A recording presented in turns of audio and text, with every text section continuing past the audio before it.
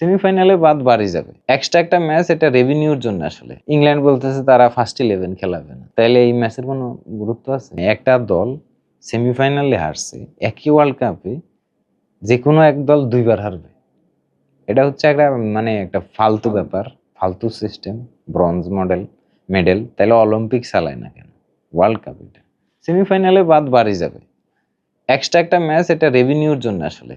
এবং এই ম্যাচের ওই গুরুত্বটা থাকেও না, ওই প্যাশন নিয়ে কেউ এই ম্যাচটা খেলে না। কারণ এই ম্যাচটা জিতলেও যদি আইপিএল এর মতো হয়তো, এই ম্যাচটা যারা জিতবে তারা আবার ফাইনালে যাবে, আবার ওই ম্যাচে যারা যাবে তারা ওখান থেকে বাদ যাবে, ফার্স্ট অ্যান্ড সেকেন্ড কোয়ালিফায়ার এরকম করে যদি হইতো তাইলে এই ম্যাচের গুরুত্ব ছিল। এখন এই ম্যাচের গুরুত্বটা কোথায় আসলে? মজুক বিরাট কারবার, জিতে নাও ফ্যামিলি কার, স্পোর্টস বাইক ছাড়াও লক্ষ লক্ষ নিশ্চিত গিফট। ইংল্যান্ড বলতেছে তারা ফার্স্ট 11 খেলাবে না, তাইলে এই ম্যাচের কোনো গুরুত্ব আছে?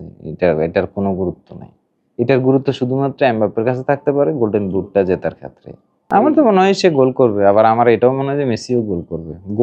গোলের দিক থেকে মেসি এমবাপ্পে হয়তো লেভেল থাকবে, লেভেল থেকে শেষ করবে, অ্যাসিস্টে ব্যবধান হয়ে গোল্ডেন বুট আর বল আর কি ডিসাইড। বলটা তো মেসির ডিসাইড হয়ে গেছে, সো বুটটা আর কি ডিফেন্ড করে এই ম্যাচে কি হচ্ছে না হচ্ছে তার উপর। এমবাপ্পের হালকা ইনজুরি কনসার্নও আছে। হ্যাঁ, আর এমনিও বলছিল আর কি যে সে মেসির হাতেই বিশ্বকাপটা দেখতে চায়।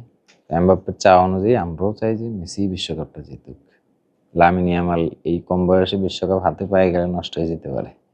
এজ এ বার্সেলোনা ফ্যান তাকে পুড়ে খাঁটি হইতে হবে, তো এত কম বয়সে জেতা উচিত না আর কি।